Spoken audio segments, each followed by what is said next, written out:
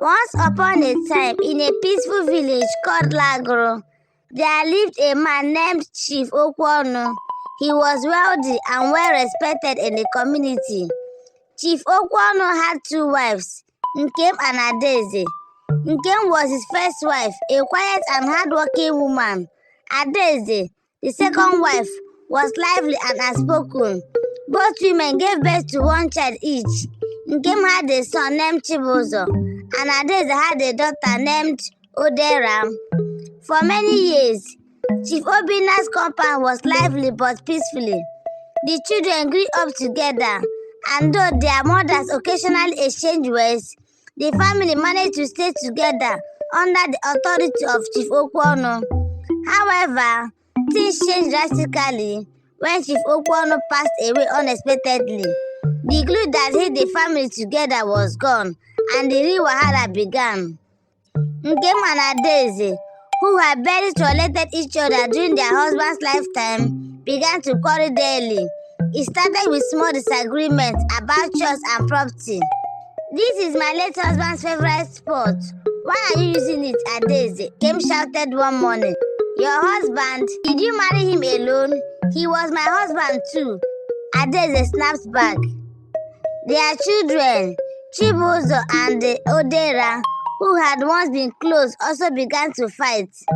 "Your mother is lazy. She can't even cook properly," Chibuzo teased Odera one morning.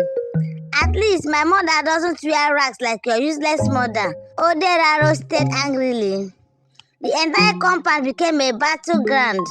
Plates, pots, and even brooms became weapons during their fights. Everyone in the village had their screams and insults. Neighbors tried to intervene, but it only made things worse. One fateful day, Nkem was cooking a large pot of soup for the family. The aroma filled the compound, and even Adaeze couldn't resist commenting, "Let me see if Nkem has suddenly learned how to cook well," Adaeze said with a mocking tone as she walked into the kitchen. "Stay away from my food, Adaeze," Nkem warned. But Adaeze ignored her, dipped a spoon into the pot and tasted the soup. "As I thought, it tastes like water," she said, laughing. That was the final draw for Nkem. "If you don't leave this kitchen now, you will regret it." Adaeze, determined to prove her point, leaned over the pot again.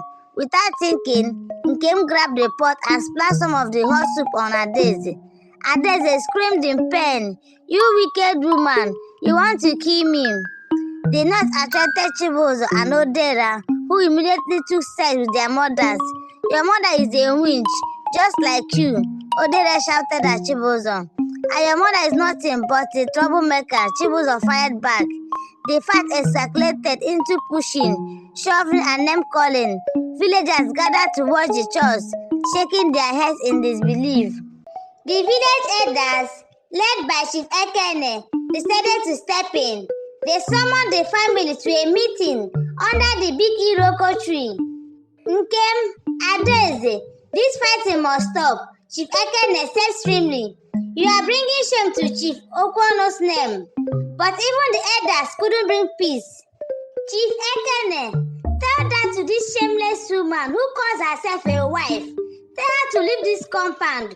She's the one causing all these problems," Nkem said. "Who are you calling shameless, eh? Old cargo like you. And who are you to tell me to leave my husband's house?" Adaeze fired back. The children joined in, insulting not only each other, but also the elders. "Odera, you and your mother are cursed," Chibuzo said. "And you are a fool, just like your mother," Odera replied. The elders eventually gave up and left the compound in frustration. One evening, after another exhausting fight, Nkem sat outside her hut, deep in thought. She realized she was tired of the endless quarrels. Calling Adaeze, she said, "We need to talk." "What now?" Adaeze replied, crossing her arms. "I am tired of all this fighting," Nkem said quietly. "Do you remember when we were best friends, before we both married Chief Okwonu?"